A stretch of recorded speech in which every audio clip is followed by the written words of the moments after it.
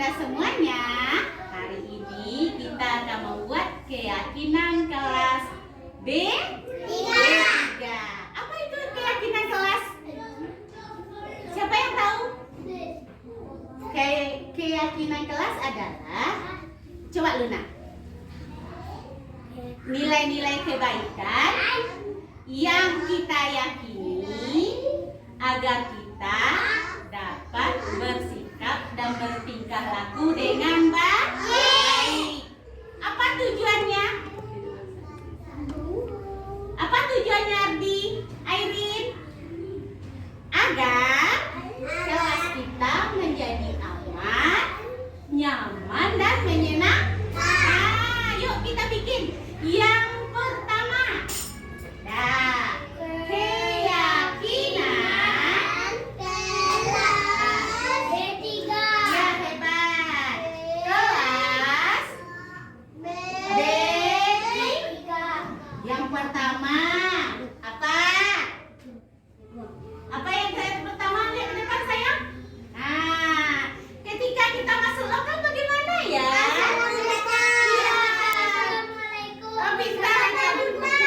Bersalaman dengan bunda, hebat. Ketika masuk lokal, iya sayang.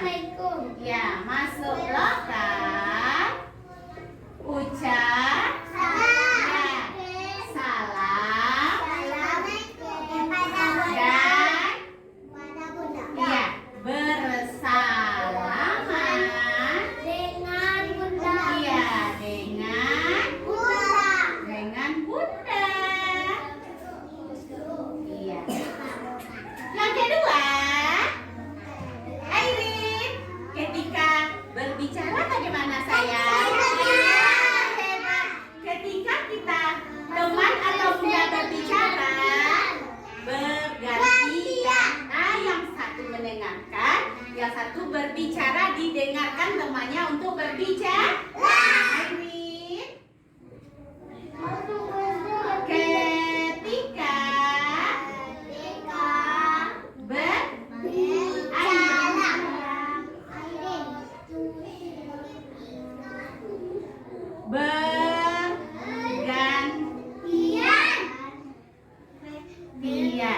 Nah, nomor berapa lagi? Oke, apa itu? Hebat Akan. Ketika kita masuk WC, ya bergantian atau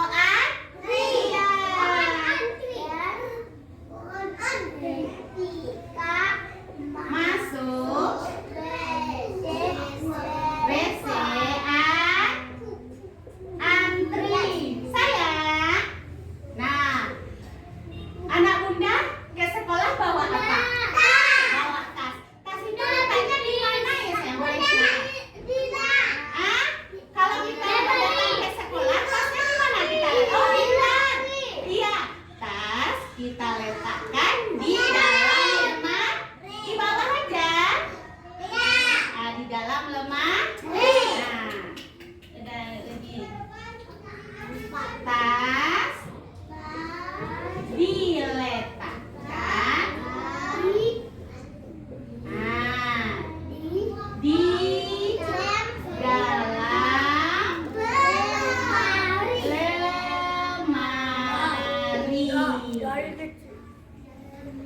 Tadi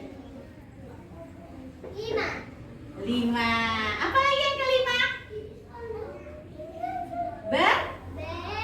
Ketika kita bicara bagus banget. Gimana cara kita? Ada yang nggak berbicara kotor? Tidak. Berbicara dengan sopan. Berbicara dengan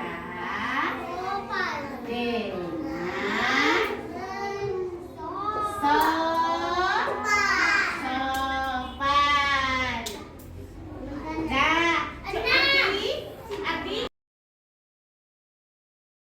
Assalamualaikum warahmatullahi wabarakatuh. Waalaikumsalam warahmatullahi wabarakatuh. Alhamdulillahirabbil alamin. Wassalatu wassalamu ala asrofil anbiya'i wal mursalin wa ala alihi wa ashabihi rasulillahi ajmain. Puji dan syukur marilah kita aturkan sama-sama kehadiran Allah Subhanahu wa taala. Berkat rahmat dan karunia-Nya jugalah kita dapat berkumpul di ruangan yang berbahagia ini. Salawat beriring salam tidak lupa pula kita aturkan kepada arwah junjungan kita, yakni Nabi Muhammad sallallahu alaihi wasallam. Yang saya hormati Ibu Kepala Sekolah TK Fatimah, seterusnya teman-teman pendidik Sekolah TK Fatimah, Kecamatan Telatang Kamang, Kabupaten Agam, Sumatera Barat. Pada saat ini izinkanlah saya untuk menyampaikan penyebaran pemahaman budaya positif di sekolah. Sebelum kita mulai acara kita ini, baiklah sama-sama kita untuk kelancarannya kita bacakan Ummul Al-Quran Al-Fatihah.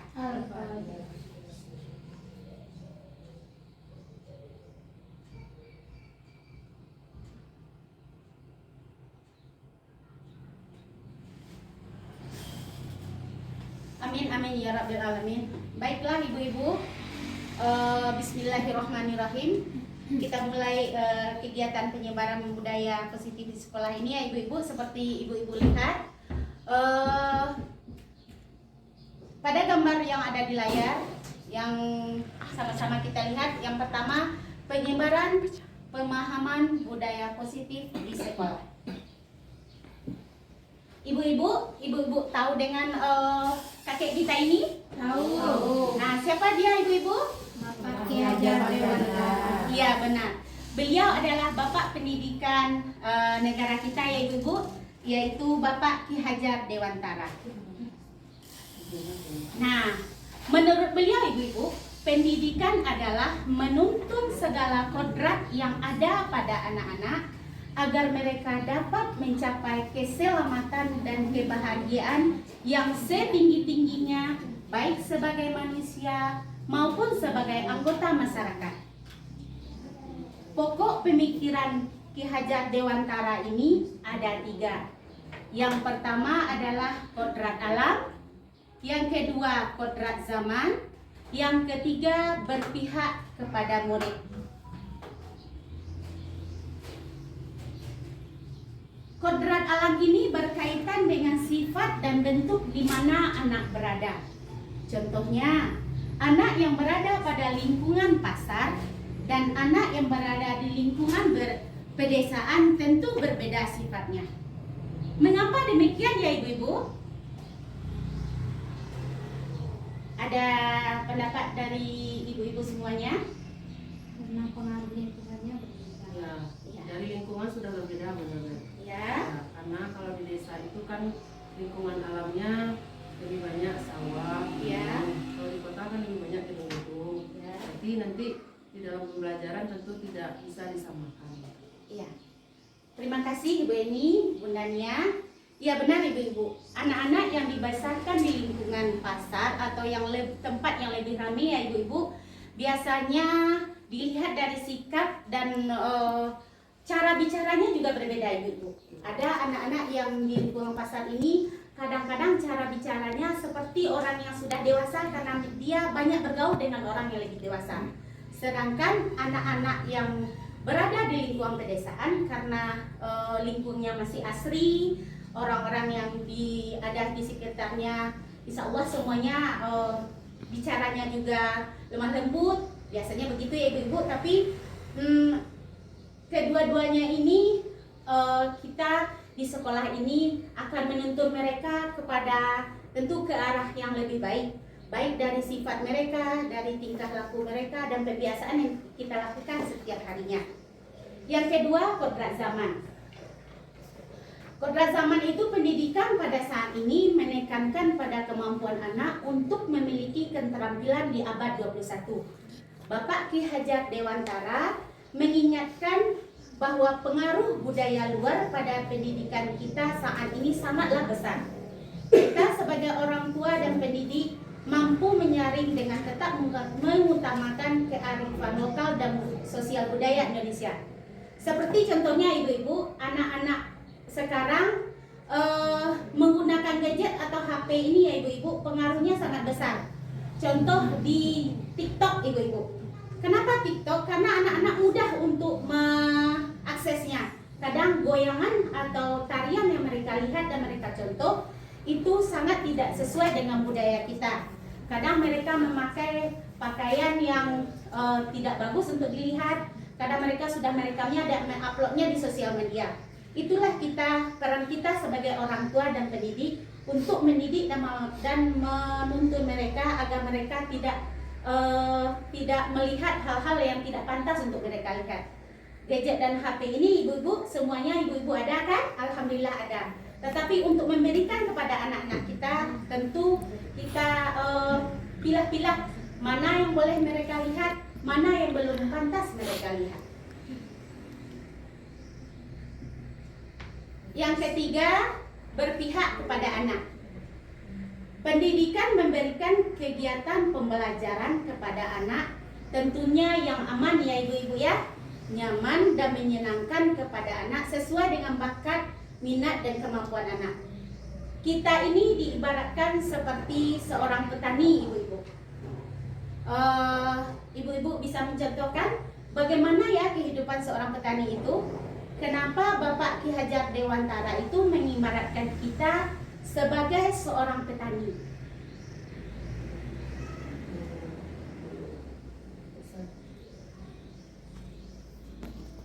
Bagaimana ibu-ibu? Mungkin seperti ini mungkin ya Bunda. Ya, silakan Bunda Eni. Tadi Bunda bilang tadi berpihak kepada anak. Iya. Berarti kalau ibaratkan sebagai petani mungkin menurut kami ya Bunda Bet ya karena baru ini didengar. Iya. Petani itu mungkin guru mungkin ya Bunda Bet. Kita Guru sebagai dan petani. orang tua, ya. Berarti anak kita mungkin kalau petani itu punya apa namanya tuh bibit apa namanya tuh? Ya bibit Kita memilih Nah, dulu ya. ya ibu mana benih yang bagus. Ya, lanjutkan Bunda Eni. Berarti kita yang menanam tentu tanamannya tuh di tempat yang tanahnya mungkin subur, Ya. tergantung tanahnya. Ya. Kalau subur tanahnya berarti dia berkembang. Kalau tanahnya tandus dia akan mati. Iya. Begitu saja. Iya. Terima kasih Bunda Eni. Ada lagi ibu-ibu pendapatnya yang lain? Baiklah ibu-ibu. Seorang petani ini adalah petani ini akan memilih bibit sama seperti kita ibu-ibu, kita pendidik, kita memilih pendidikan yang pantas kita berikan kepada anak yang sesuai dengan umur dan tingkatannya. Seperti kita di TK Fatimah ini ibu, kita memberikan pendidikan yang sesuai dengan kemampuan anak, yang sesuai dengan yang membuat anak nyaman dan aman berada di lingkungan sekolah kita ini.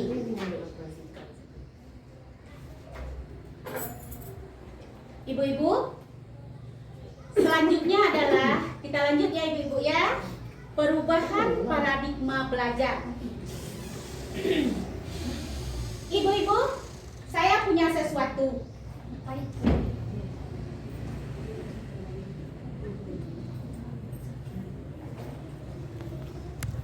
Bunda Nia, saya memberikan sesuatu kepada Bunda Nia. Nah, Bunda Nia sudah menggigap dengan erat ya. Nah, di sini apabila saya atau siapapun yang akan menanyakan kepada Bunda Nia, ini sesuatu yang Bunda Nia anggap tidak bisa rasanya saya sampaikan kepada siapapun kecuali mungkin kita hanya mengadu kepada Allah. Nah, di sini saya ingin bertanya, apakah nanti Bunda Nia akan mengungkapkan kalau seandainya Bunda ini yang bertanya? Tidak. Kalau ibu kepala sekolah yang bertanya dengan sedikit suara yang agak keras? Tidak juga. Seandainya Bunda Mel yang bertanya kepada Bunda Nia, tetapi dengan sedikit ancaman? Tidak juga. Terima kasih Bunda Nia. Nah, di sini kita bisa melihat ibu-ibu bahwa posisi kontrol di sini kita yang memegang apa yang ada di dalam diri kita ini, kita yang kita yang tahu siapa diri kita ini, ibu. Walaupun sesuatu itu ibaratnya suatu rahasia yang tidak bisa kita sampaikan kepada siapapun, kita harus bisa memegangnya. Kita lanjut ya, ibu. Dah. Di sini perubahan paradigma teori kontrol atau kontrol ilusi yang disampaikan oleh Dr. William Glasser yang pertama, ilusi bahwa guru mengontrol murid. Di sini murid itu mempunyai kehendak terhadap dirinya sendiri. Mengontrol dirinya sendiri, jadi murid tersebut yang menentukan dirinya bisa dikontrol oleh orang lain. Yang kedua, ibu-ibu, ilusi bahwa kritik membuat orang merasa bersalah dan dapat menguatkan karakter. Penguatan jika diberikan sering kepada anak-anak, ibu-ibu, itu tidak akan mempan lagi kepada anak. Karena mereka sudah sering mendengar penguatan itu, jadi itu tidak efektif lagi kepada anak-anak kita. Yang ketiga yaitu Bunda Nia bisa membacakan yang nomor 3? Ilusi bahwa semua penguatan positif efektif dan bermanfaat. Iya. Kalau kita memberikan ibu-ibu semua penguatan itu kepada anak sering dan setiap hari. Sering dan setiap hari, ibu-ibu. Penguatan kalau kita berikan yang penguatan yang bagus tentu baik. Tetapi ada juga penguatan yang mungkin kita secara tidak sadar menyampaikan yang tidak baik. Ini tentu tidak baguslah untuk perkembangan anak. Selanjutnya bahwa orang dewasa lebih berhak untuk memaksa.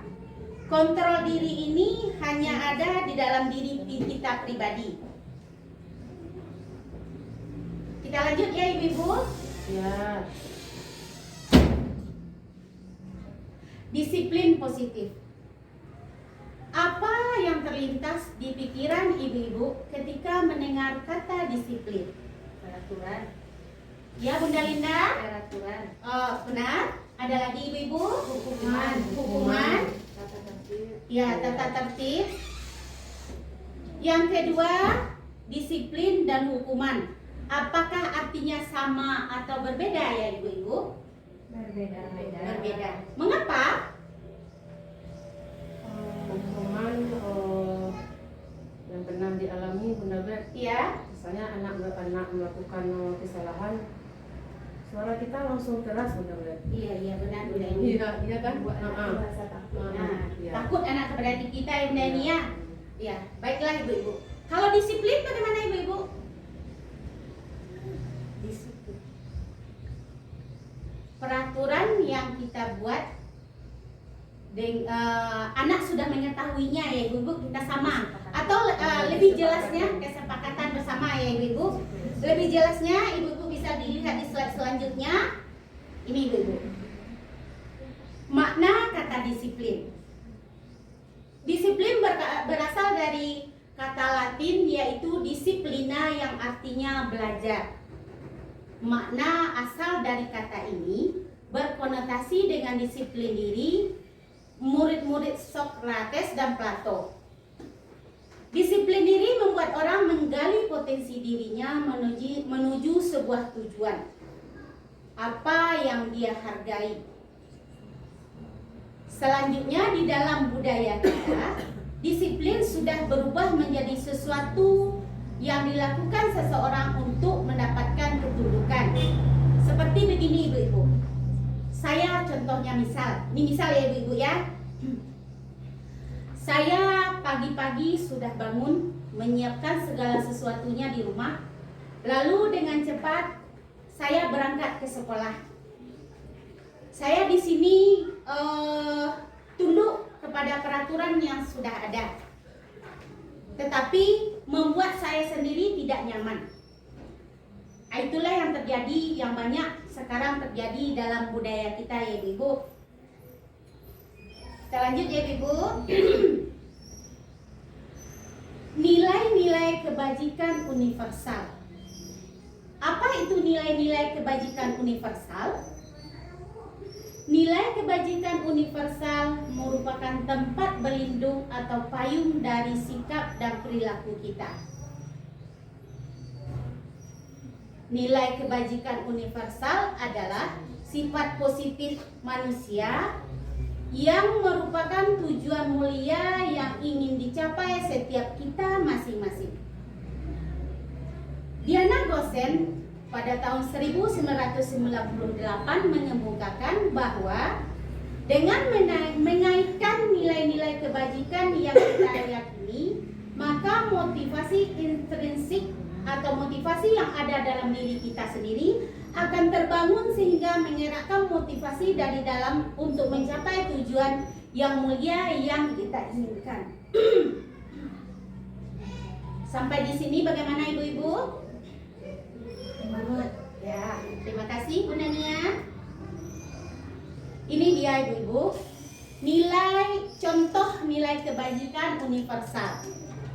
Yang pertama, profil pelajar Pancasila. Poin yang pertama adalah beriman dan bertakwa kepada Tuhan Yang Maha Esa. Kalau kita di TK ini, apa ya contohnya beriman dan bertakwa kepada Tuhan Yang Maha Esa? Berdoa sebelum sesudah kegiatan. Terima kasih Bunda Nia masukannya. Yang pertama berdoa sebelum dan sesudah memulai kegiatan. Benar? Ada lagi ibu-ibu? Salat Salat berjamaah, Ya. salat sunat, Ya. berinfak, bersedekah. Alhamdulillah. Sudah banyak kita lakukan ya ibu-ibu. Terima kasih Bunda Nia. Berkebinekaan global. Di sini contohnya ketika pada hari Senin ya ibu-ibu, kita telah menuntun dan membimbing anak-anak kita untuk melaksanakan upacara bendera dan melakukan lagu Indonesia Raya. Nah, terus selanjutnya mendiri ibu-ibu.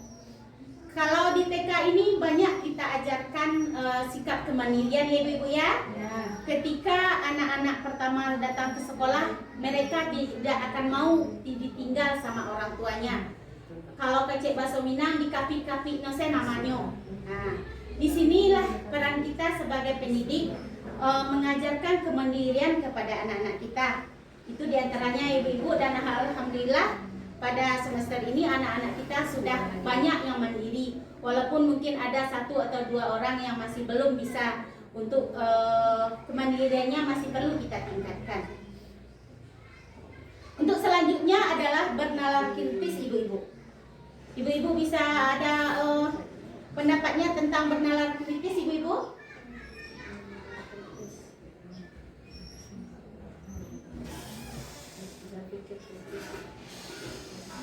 Begini ibu-ibu, ketika kita menampilkan media atau di depan kelas, kita baru menampilkan gambar, tetapi anak-anak itu sudah dapat menerka gambar kita itu. Misalnya begini, saya menampilkan gambar yang ada hujan, ada laut, ada rintik-rintik awan. Anak akan melihat, Bunda, itu airnya lanjut ke atas ya Bunda, nanti ada rintik-rintik hujan. Kira-kira begitu contohnya ibu-ibu. Anak ketika dilihatkan gambar, anak sudah bisa bernalar dengan cepat atau mengatakan pokok pikirannya. Yang selanjutnya gotong royong ibu-ibu. Di sini kita bisa kita contohkan ketika anak mau makan. Anak ada yang mau setelah selesai makan, biasanya anak-anak TK ini banyak limbahnya ya Bunda ini. Kadang selesai makan mereka banyak yang tumpah. Ketika kita sudah selesai makan, kita bilang, "Nak, kita sudah selesai makan. Coba dilihat di karpet kita, apa yang nampak? Banyak limbah Bunda." Ya, hari ini kita akan sama-sama untuk memilihnya. Anak-anak Bunda mau Bunda, kira-kira seperti itu ya Ibu contohnya. Mungkin banyak lagi contoh-contoh yang lain. Selanjutnya kreatif. 9 pilar karakter. Cinta Tuhan dan segenap ciptaannya. Sebelum profil pelajar Pancasila, kita telah memakai 9 pilar karakter ya Ibu.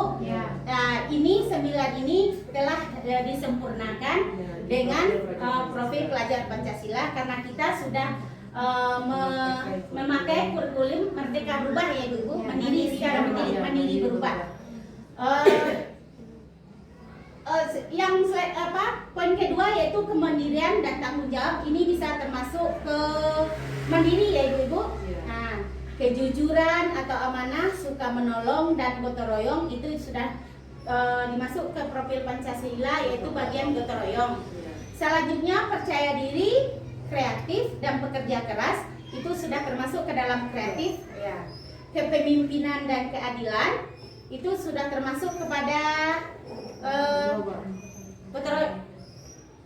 kepemimpinan dan keadilan itu sudah termasuk kepada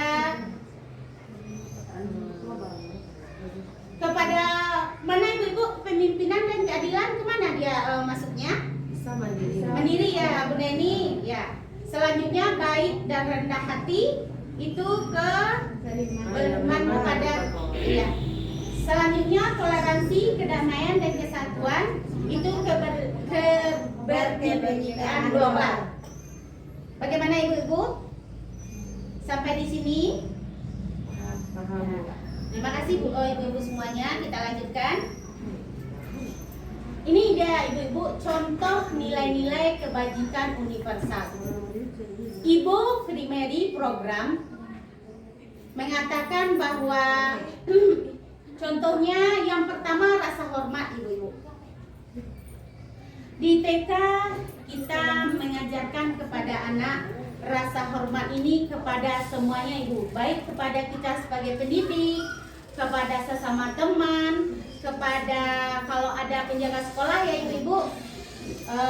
Misalnya begini, ketika kita anak-anak baru datang, mereka akan salam langsung kepada bundanya dan mereka menyapa teman-teman di di dalam lokal, di dalam lingkungan yang baru mereka datang itu.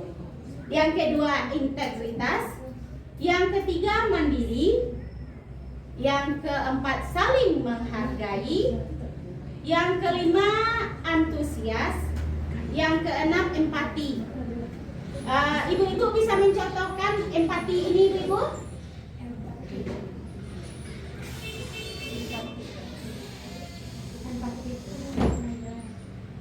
Merasakan merasakan apa yang dirasakan orang lain.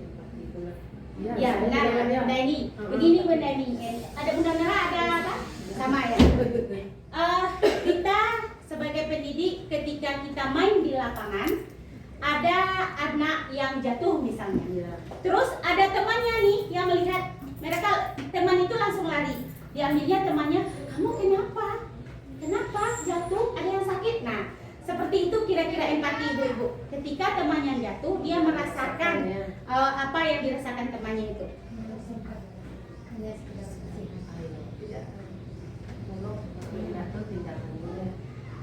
Yang selanjutnya Ibu-ibu, petunjuk seumur hidup. Di sini dapat dipercaya kita sebagai pendidik, apabila kita ada yang kita janjikan kepada peserta didik kita, tentu kita laksanakan seperti begini Ibu. Nah, pada minggu depan kita ada proyek. Apa itu Bunda? Kita sama-sama berkolaborasi dengan Mama akan mengadakan acara. Di sini Ibu-ibu kita bisa melihat ketertarikan anak kepada kita karena benar enggak apa yang kita ucapkan itu. Selanjutnya pendengar yang baik. Apabila kita di sekolah, anak-anak itu biasanya ada istilah kerennya sekarang curhat ya Ibu-ibu ya. Pagi-pagi kadang mereka bilang ini, Bunda, aku makan pakai ayam loh Bunda tadi pagi. Oh iya Nak, oh enak makannya, enak Bunda. Nah, kita dengarkan apa yang dikatakan anak itu, tentu dengan kita berhadapan langsung dengan Ustaz ya. Lanjut berkolaborasi Ibu. Selanjutnya keingintahuan, usaha, lincah atau keluasan dan lain-lain. Lanjut ya Ibu. Teori motivasi, hukuman, konsekuensi, penghargaan, dan refleksi. Nah, di sini bisa kita lihat ibu-ibu bahwa teori motivasi perahu ini menurut Diana Gosen, yang pertama adalah untuk menghindari ketidaknyamanan atau hukuman. Contohnya begini, ketika bunda ini mau melaksanakan sesuatu, dia tidak nyaman tetapi dia ingin menghindari hukuman yang dilakukan itu. Ya bunda ini? Ya. Contoh bunda ini. Ya. Misalnya kita pergi sekolah bunda ya. Iya. Tapi kadang-kadang aku tidak marah sama sekolah. Iya benar. Ya. Untuk menghindari hukuman ya bunda ini ya. Dan selanjutnya untuk mendapatkan imbalan atau penghargaan dari orang lain. Ini seperti anak-anak ya bunda-bunda semuanya, ketika kita minta tolong taktis loh. Begitu ya bunda, mereka akan meminta imbalan atau apa namanya itu ya, sesuatu dari kita kalau kita minta tolong begitu. Apakah itu bagus ibu-ibu? Tidak ibu-ibu ya. Selanjutnya, untuk menjadi orang yang merasa diinginkan dan dihargai diri sendiri dan dengan nilai-nilai yang mereka percaya. Nah ibu-ibu, menurut Diana Gosen ini, di antara yang ketiga ini mana yang lebih bagus ibu-ibu? Iya, yang ketiga ya Bunda Nera, menjadi orang yang dia merasa iya menjadi diri sendiri yang merasa diinginkan sama orang lain ya Bunda Nera. Kita lanjut ya ibu-ibu. Nah, hukuman dan konsekuensi. Tindakan terhadap pelanggaran hukuman. Yang pertama yaitu tidak terencana. Hukuman ini ibu-ibu tidak terencana atau terjadi secara tiba-tiba. Ini bisa dicontohkan ketika anak sendiri ya ibu-ibu, ketika mereka melakukan kesalahan secara tidak tiba-tiba kita langsung kalau orang Minang ibu-ibu laki tangan awak langsung. Itu hukuman ya ibu-ibu ya. Mudah-mudahan kita tidak ada melakukannya. Yang kedua, anak tidak tahu apa yang akan terjadi dan anak tidak dilibatkan. Ini hukuman ya ibu-ibu. Selanjutnya, hukuman ini bersifat satu arah.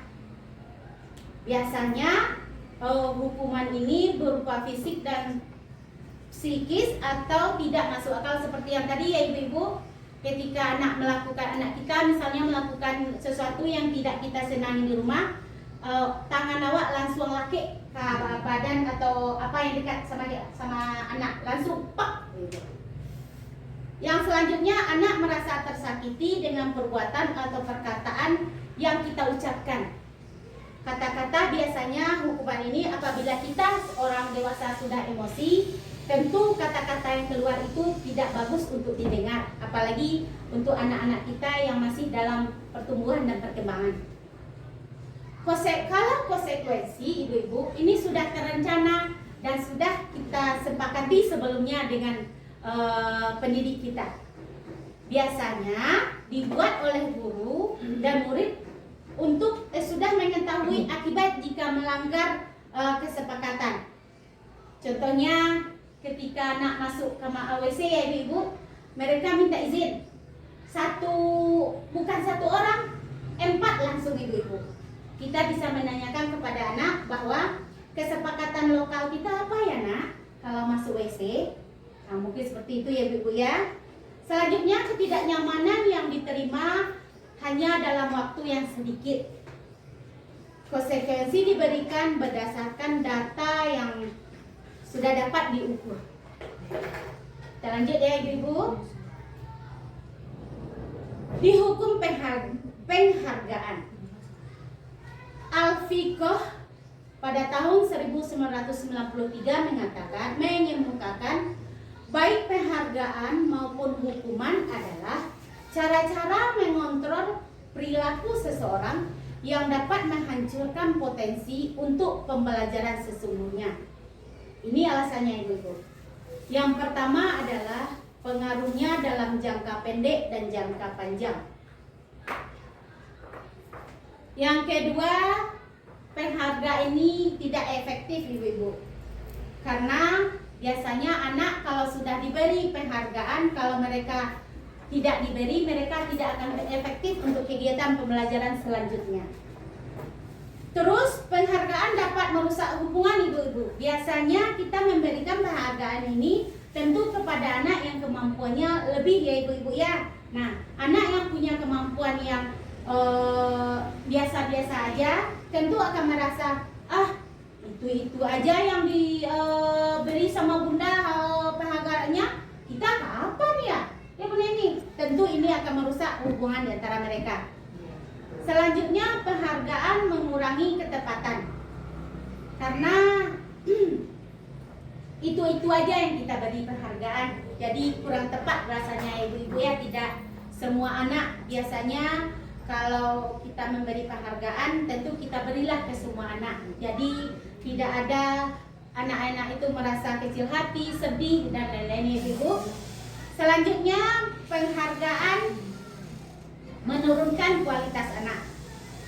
Anak tidak di sini contohnya anak tidak akan mau belajar lagi ibu seandainya mereka sudah yakin pasti aku lah yang menang, tidak apa-apa tidak belajar, ini aku nih yang menang. Itu tidak akan menambah penghargaan, itu tidak akan menambah kualitas mereka dalam kegiatan pembelajaran, karena mereka sudah tahu pasti aku menang. Itu ibu-ibu ya, tidak bagus untuk kualitas kegiatan pembelajarannya. Selanjutnya, penghargaan mematikan kreativitas. Kita lanjut ibu. Restitusi. Restitusi adalah proses menciptakan kondisi bagi murid untuk memperbaiki kesalahan mereka, sehingga mereka bisa kembali kepada kelompok mereka dengan karakter yang lebih kuat. Ini di sini ibu-ibu, ketika anak kita ada melakukan kesalahan ya bunda ini, kita akan mencoba mengatakan kepada anak ini tentu dengan proses yang telah kita sama-sama pelajari, sehingga mereka tidak merasa kesalahan yang mereka buat itu mereka menjadi minder untuk masuk ke kelompoknya lagi. Selanjutnya, restitusi juga mempunyai arti proses kolaboratif yang mengajarkan anak untuk mencari penyelesaian untuk masalahnya. Di sini anak yang mencari penyelesaian ibu-ibu ya, dan membantu anak untuk berpikir tentang orang seperti apa yang mereka inginkan. Dan mereka harus memperlakukan orang lain itu sebagaimana. Ini menurut dosen ya ibu-ibu. Kita lanjut ibu-ibu.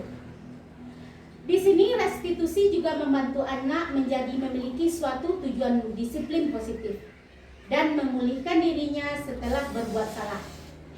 Penekanannya bukanlah pada bagaimana perilaku untuk menyenangkan orang lain atau menghindari ketidaknyamanan, namun tujuannya adalah menjadi orang yang menghargai nilai-nilai kebajikan yang mereka percayai. Di sini ada ibu-ibu ciri-ciri restitusi. Restitusi bukan untuk menebus kesalahan, namun restitusi ini belajar dari kesalahan. Yang kedua, restitusi memperbaiki hubungan. Ini bisa hubungan antara anak dengan teman-temannya tadi ya ibu-ibu ya. Selanjutnya adalah restitusi adalah tawaran bukan paksaan. Kita menawarkan ibu, jalan keluar dari permasalahan anak yang kita hadapi di sekolah. Selanjutnya, restitusi ini menuntun untuk melihat ke dalam diri kita. Restitusi menuntun mencari kebutuhan dasar yang mendasari tindakan. Restitusi ini juga adalah cara yang paling baik dalam menyelesaikan permasalahan ibu-ibu.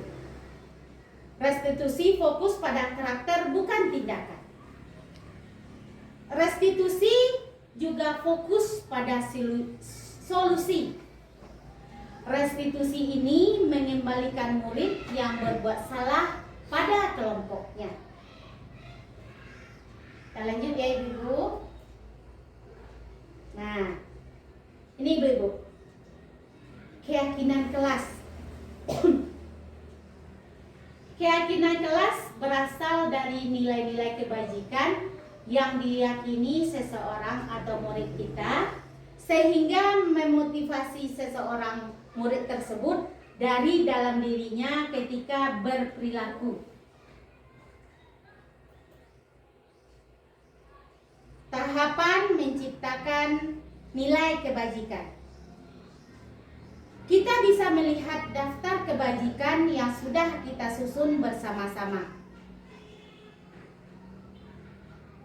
Yang kedua, tentukan poin kebajikan yang ingin dijadikan perhatian utama di kelas atau sekolah.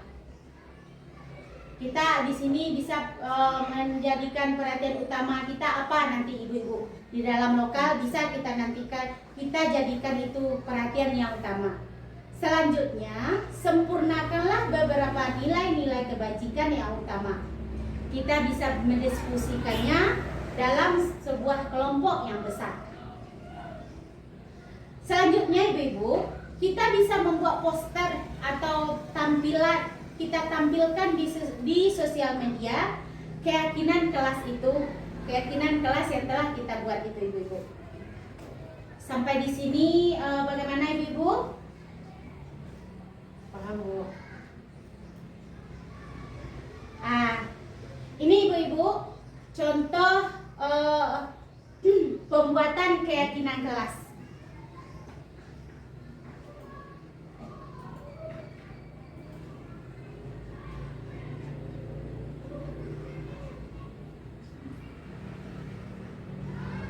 Sebentar ya ibu-ibu.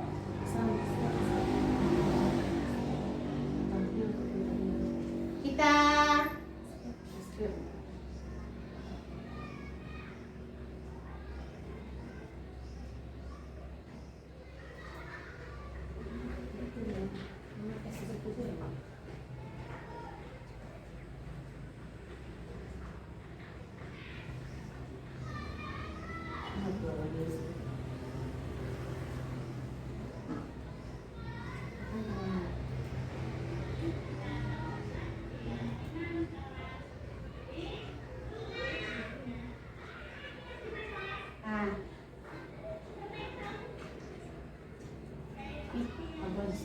di sini ibu-ibu, kita bisa yang pertama kita diskusikan dengan anak-anak, kita buat berbentuk lingkaran ya ibu-ibu ya.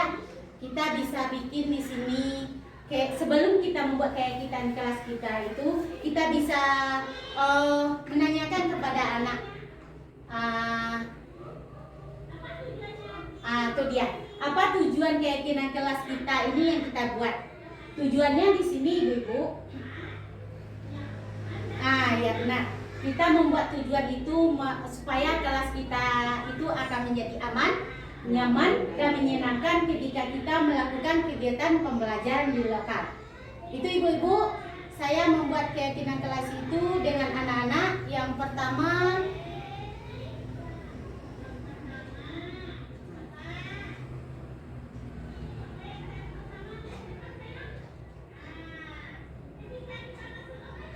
itu ibu-ibu, ketika anak-anak masuk lokal, biasanya mereka akan bersalaman dengan kita ya ibu-ibu ya. Mereka mengucapkan salam, dan begitu juga dengan teman-temannya, mereka mengucapkan salam sebelum masuk lokal.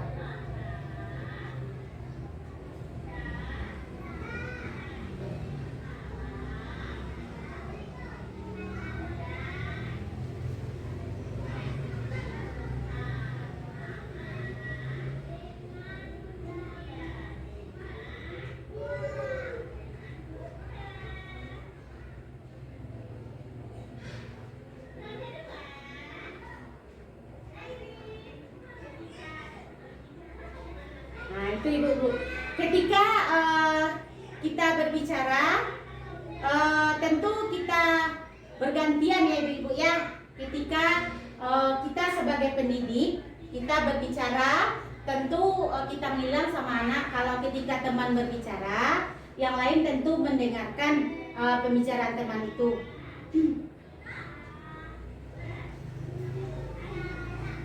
Bergantian maksudnya di sini.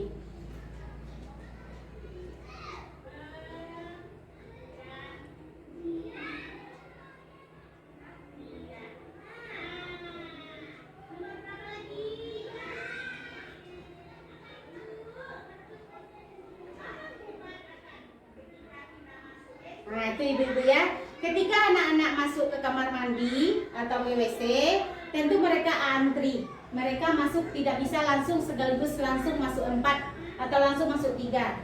Karena kamar mandi itu tidak bisa muat banyak-banyak. Nah, antri ketika anak masuk WC.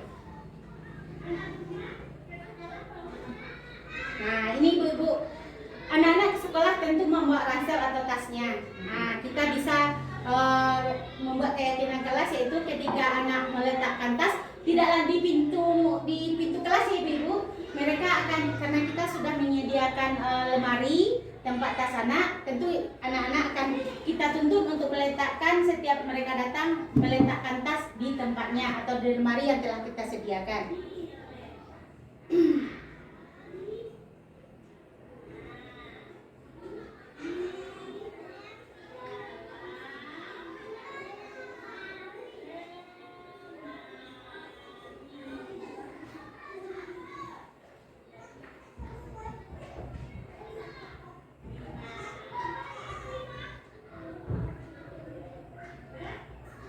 Ini lagi ibu-ibu. Biasanya anak-anak ini, karena anak-anak kita ini dari lingkungan berbeda-beda, tentu cara mereka berbicara akan berbeda-beda pula. Nah, disinilah kita buat keyakinan kelas, yaitu berbicara dengan sopan ya ibu-ibu ya.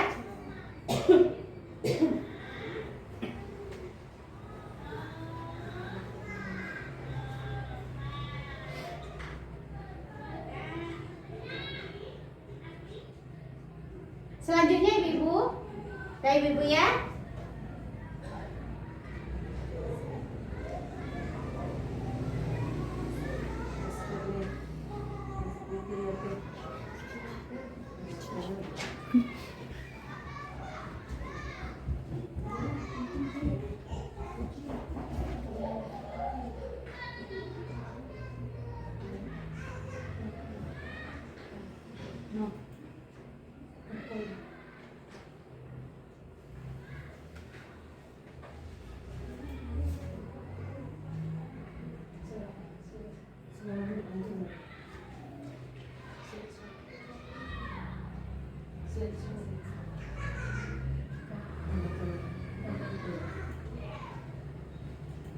Nah, ini ya ibu-ibu, contoh pembuatan keyakinan kelas, yaitu di sini yang pertama pendidik dan murid menyepakati tentang apa saja keyakinan di kelas kita masing-masing.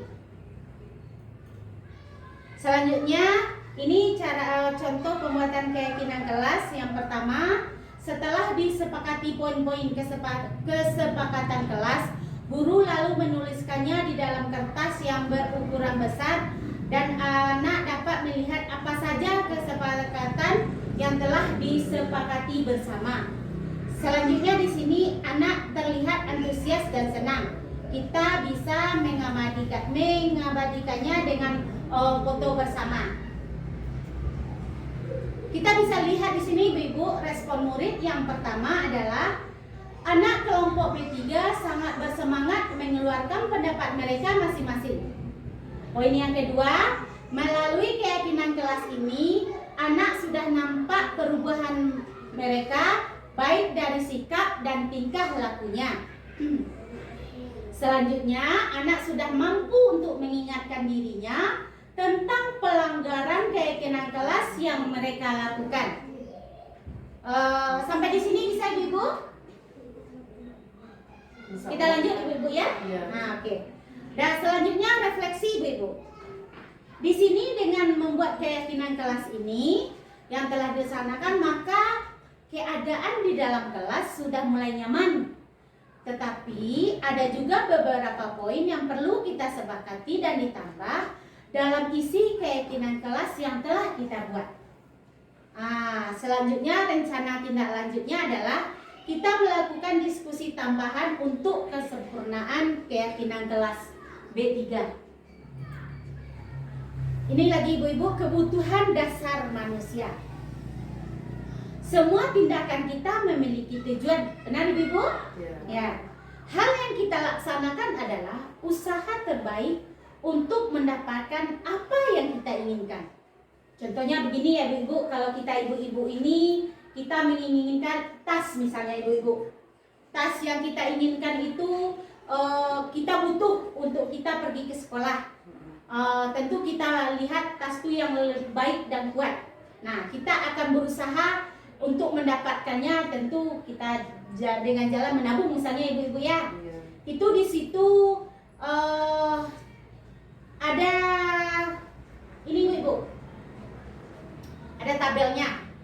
Seperti saya tadi kalau menginginkan tas itu masuk kemana ya ibu?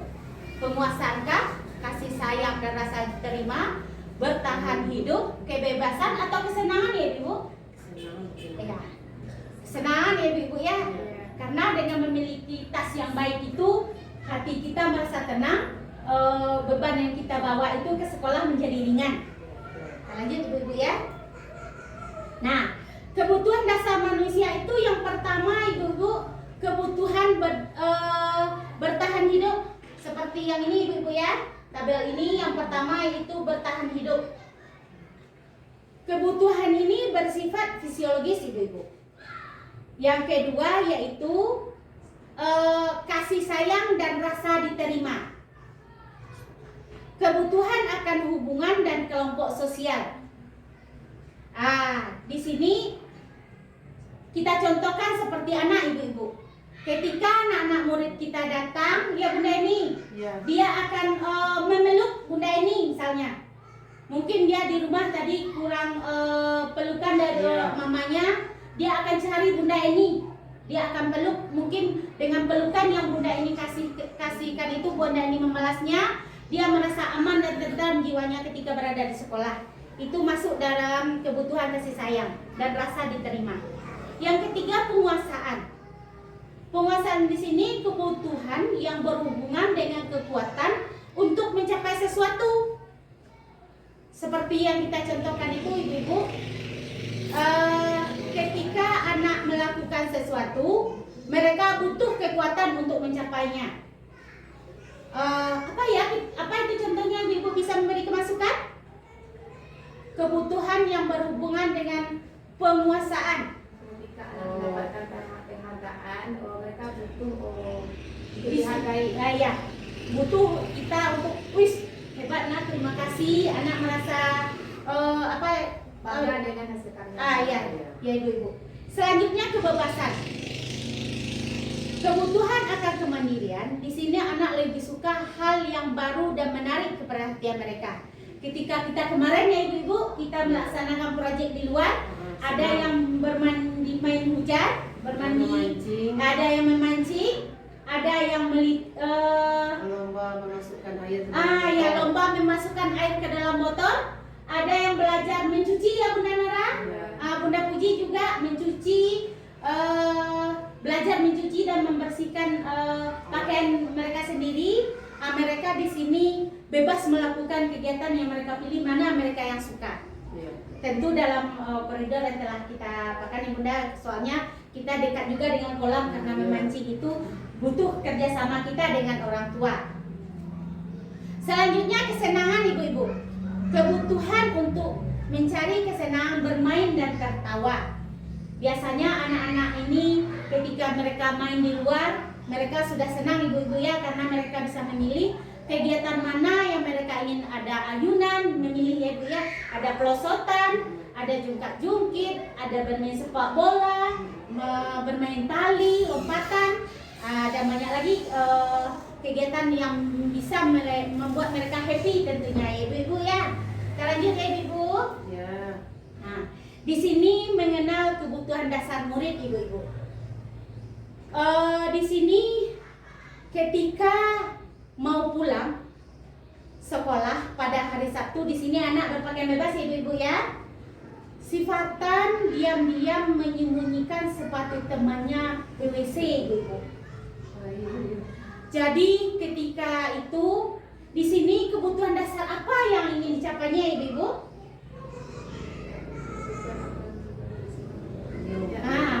Kesenangan, ibu-ibu. Alasan Fatan ini, ibu-ibu, dia melakukan ini karena kalau temannya yang sepatunya itu disembunyikan pulang, karena ini sudah waktunya pulang, dia tidak ada lagi teman untuk bermain, ibu-ibu. Nah, ini kebutuhan dasar yang ingin si Fatan inginkan, itu bermain dengan teman itu. Dia diam-diam dia umpetin sepatu temannya ke WC. Jadi kita pada bingung mencarinya, ibu-ibu. Tapi Fatan ini bilang, "Nah, anak bunda tadi ada nggak lihat sepatu temannya? Kok hilang ya di rak sepatu?" Fatan dengan jujur mengakui, "Saya bunda, saya yang sembunyikan." "Di mana disembunyikan, Fatan?" "Di dalam WC," katanya.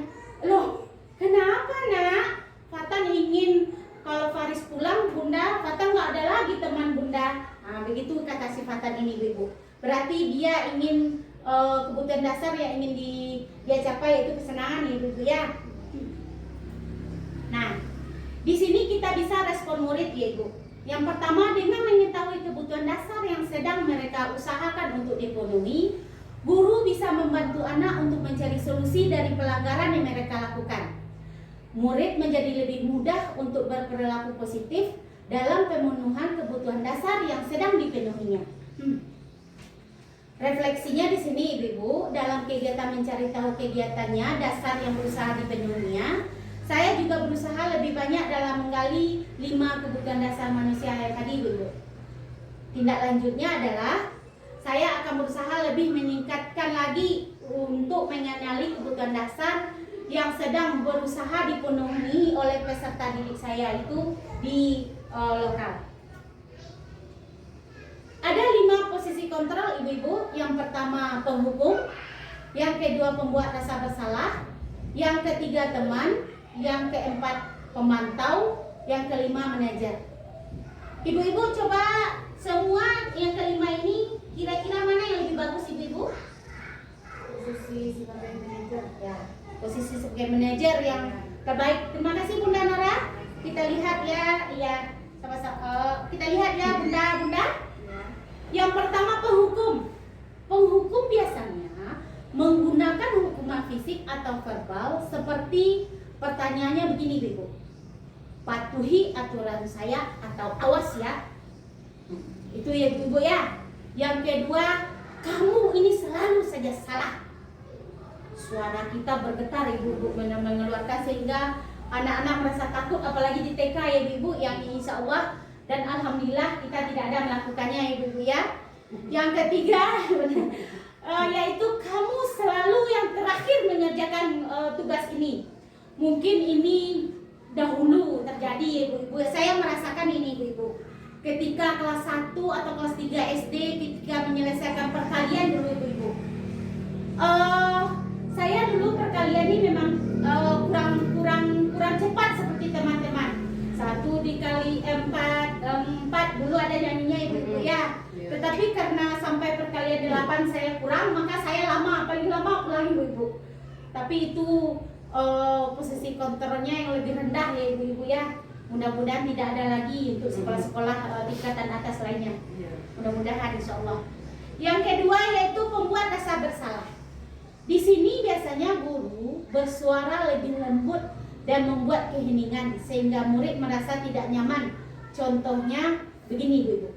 Bunda sangat kecewa dengan kamu. Itu anak-anak gimana yang merasakannya, ibu-ibu ya, sedih.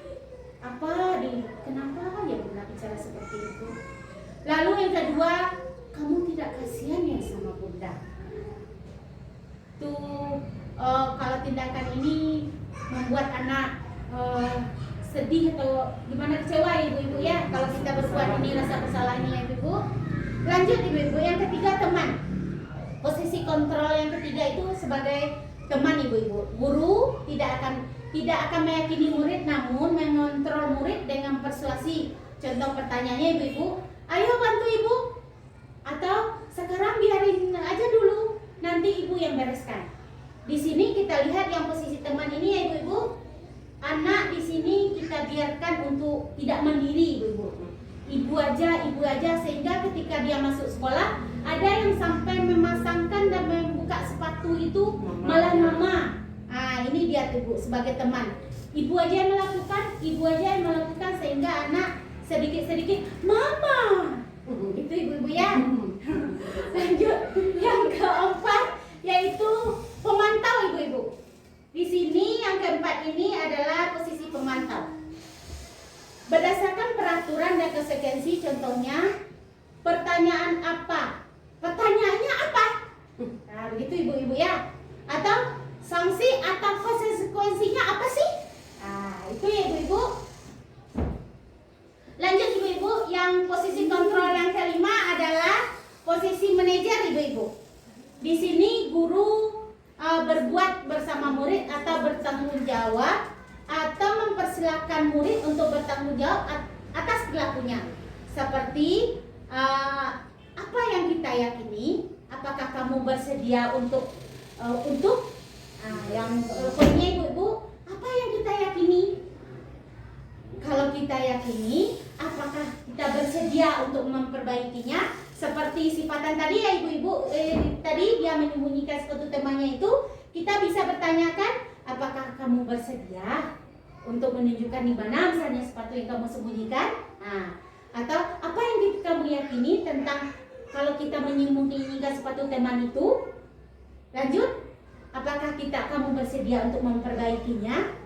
Jadi anak kita gali potensi yang ada pada dirinya sehingga anak itu insya Allah mengungkapkan apa potensi yang ada dirinya sehingga dia mengungkapkannya ya ibu-ibu ya kepada kita sebagai pendidiknya.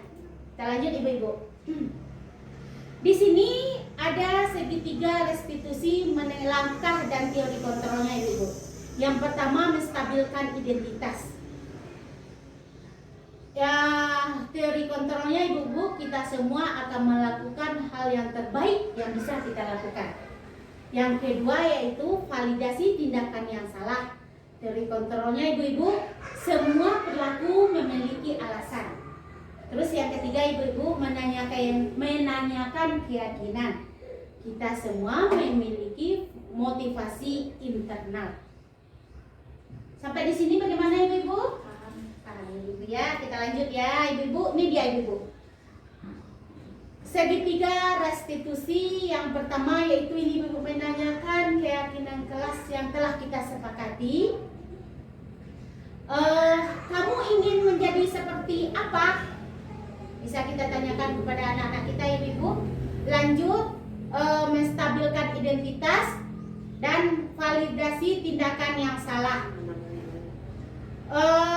Di sini ibu-ibu, kita bisa tanyakan kepada anak-anak ibu-ibu, apakah cara yang lebih efektif untuk mendapatkan apa yang kamu butuhkan? Atau kamu tentu punya alasan mengapa melakukan hal tersebut?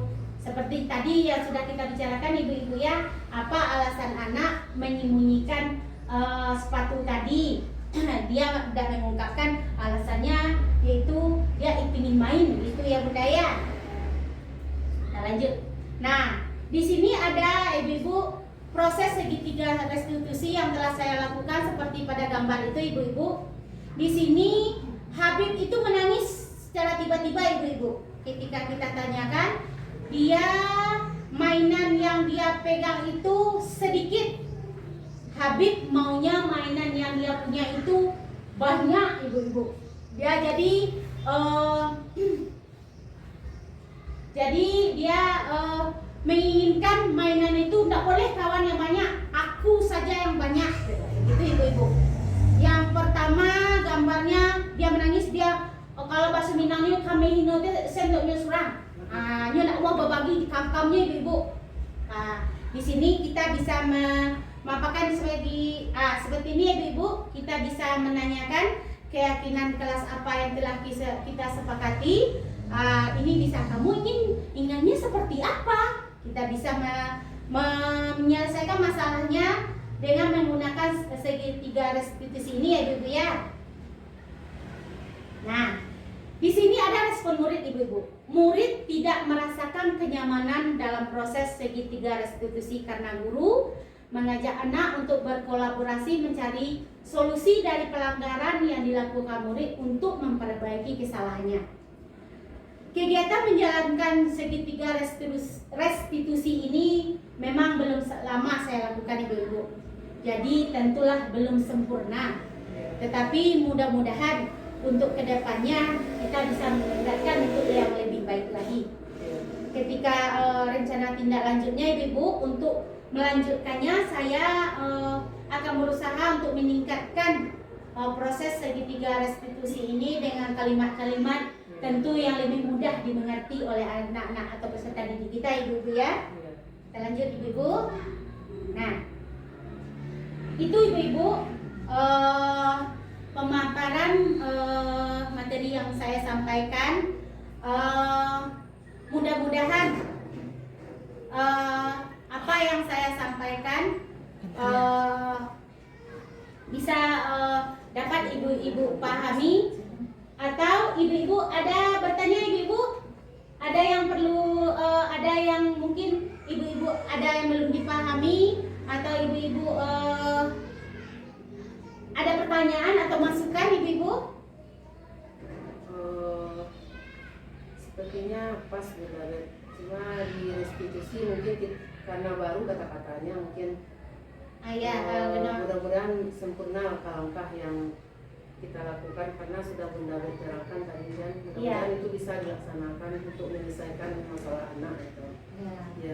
Ya ibu, karena kita di TK ini namanya anak-anak tentu banyak tingkah laku atau perangai mereka yang ibu-ibu yang membuat kadang-kadang temannya menangis atau temannya tidak suka. Mudah-mudahan dengan melakukan segitiga restitusi ini, karena saya sudah cobakan kepada anak, insya Allah ini bisa diterima anak dengan baik, dan kita akan berusaha juga untuk meningkatkan kemampuan kita untuk masa yang akan datang ya Bunda Eni ya.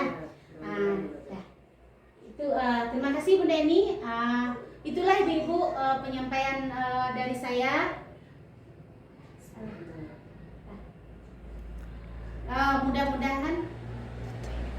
Mudah-mudahan apa yang telah saya sampaikan dapat bermanfaat hendaknya untuk kemajuan kita bersama. Amin. Saya sudahi dengan Assalamualaikum warahmatullahi wabarakatuh. Waalaikumsalam warahmatullahi wabarakatuh.